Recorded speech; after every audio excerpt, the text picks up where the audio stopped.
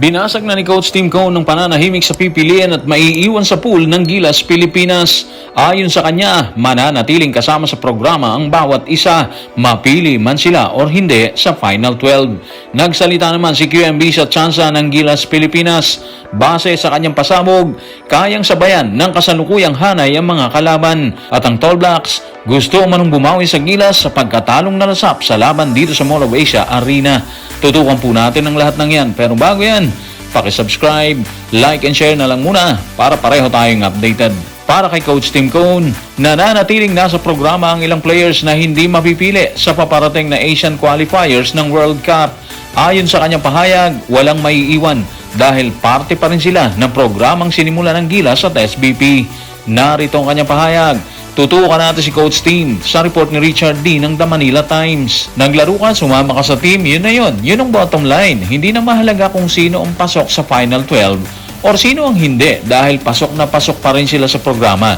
Gusto mong magtuloy-tuloy yung paglago, tingnan natin kung ano mangyayari. Pero ano man ang mangyari, sino man ang hindi mapili, parte pa rin sila ng pool. Ganito dapat yung mindset sa Gilas Dito hindi ito tungkol sa pangalan, sa estado o kung sino yung sikat.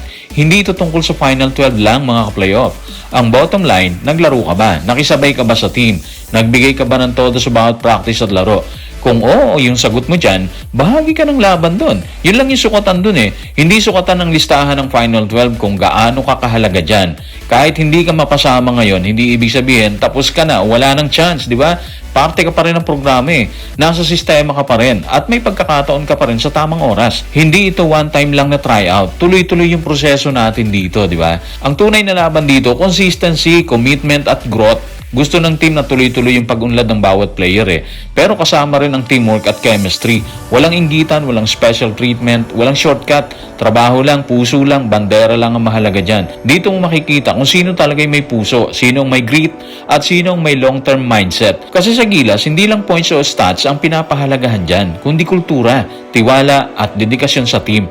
Sa huli, ang bawat player na nasa pool, parte sila ng planong pangmatagalan ni Coach Tim Cone. At lahat may chance na sumikat kapag dumating na yung kanyang pagkakataon. Kung walang maiiwan, base sa pahayag ni Coach Tim Cone sakaling piliin ang Final 12, naniniwala naman si QMB na kaya nilang sabayan ng mga kalaban sa second window ng qualifiers.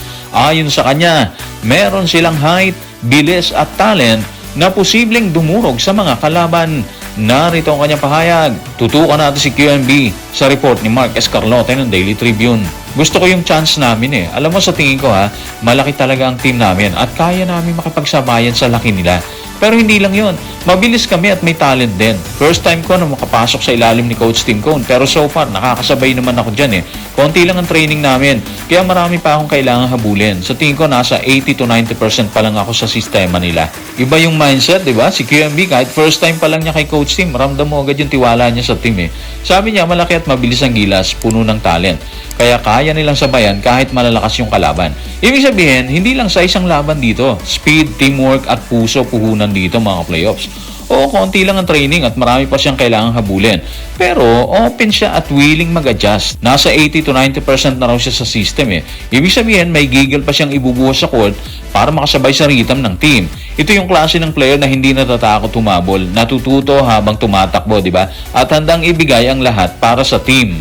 Dito mo rin makikita kung paano tumatakbo ang Gilas culture. Lahat may role, lahat may responsibility. Kahit bago ka pa lang sa system, kailangan mong mag-adapt, mag-grind, at maging proactive. Hindi pwedeng ako lang or kahit anong mentality. Dito, teamwork at puso yung una. At sa ganitong attitude mga ka-playoffs, kahit gaano kalaki o kalakas sa mga kalaban, may laban ng Pilipinas dito. Laban lang, walang susuko. Lahat handa sa bawat minuto. Puso, talento, diskarte at grind. Yun ang combination ng tunay na Gilas Pilipinas. Kapag ganito yung players, ramdam mo sa court ang energy, ramdam mo ang pride ng bansa, at ramdam mo na walang imposible pag pinagsama-sama ang lakas, puso at utak. Ganito ang mindset na kailangan para sa World Cup. Kung tila kumpiyansa si QMB na may laban ng Gilas, hindi naman ikinailan ng Tall Blacks sa kanilang official website na plano nilang bumawi sa grupo ni Coach Tim sa pagkatalong nalasap noong November 2024 sa parehong venue. Narito ang kanilang paglalahad. Tutukan natin ang Tall Blacks sa NC Basketball. Balak bumawi ng Tall Blacks sa nangyari nung huli nilang laro sa Manila kung saan natalo sila ng Pilipinas 89-93. Pero mula noon, tila sila na ang may upper hand sa Gilas. Sa harap ng sold out na crowd sa Spark Arena, pinangunahan ni Tauhi Smith Milner ang opensa at umiskor ng 25 points kasama na ang 5 sa 10 tres para sa malaking 17-point win. Samantala sa Asia Cup sa Saudi Arabia, si Jordan Ngatay naman na nagpasabog ng 5 3-pointers para itulak ang Tall Blacks sa panalo 94-86 laban sa Pilipinas. Ganito yan mga ka-playoffs, ang Tall Blacks, ramdam mo, hindi pa rin talaga nakaka-move on sa nangyari sa Manila nung natalo sila ng Pilipinas 89-93, diba? November 2024 po yun. Hindi nila makakalimutan yon. Kaya ngayon, balak nilang bumawi at ipakita na kaya rin nilang supili ng Gilas sa darating na laban. Hindi lang basta panalo gusto nila dito eh. Pride at bragging rights din ang nakataya dito. Problema ng Gilas, tila Tall Blacks ang may momentum ngayon mga ka-playoffs.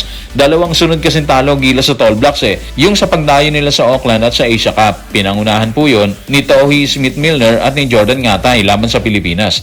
Ibig sabihin, hindi lang sila basta bumabawi or bumawi. Pinakita nila na kaya nilang diktahan yung laro, kontrolin ng pace at pigilan ang anumang pressure sa kanila, di ba? Kaya alam mo, hindi basta-basta yung laro na to para sa Gilas. Dito mo makikita yung intensity, strategy at puso ng bawat player. Kailangan handa ka sa bawat segundo, bawat opensa, bawat depensa. Dahil ramdam mo yung kalaban, may galit, may pride at may gutom na bumawi. Dito mo rin makikita kung sino talaga yung may tibay sa utak at katawan. Sino yung hindi basta sumusuko, di ba? At sino ang may tunay na puso para sa bansa. Hindi lang points o stats ang pinaglalaroan dito mga playoffs. Pride, honor, diskarte at puso ng bawat player ang nakataya dito. Kaya mga ka-playoffs, bawat laro, bawat segundo, dapat alerto tayo, handa sa grind at walang atrasan ng Gilas. Ito yung klase ng laban na nagpapakita kung sino ang tunay na handa sa international stage at kung sino ang may kakayahan na itaas ang bandera ng Pilipinas sa harap ng mundo. So guys, maraming salamat.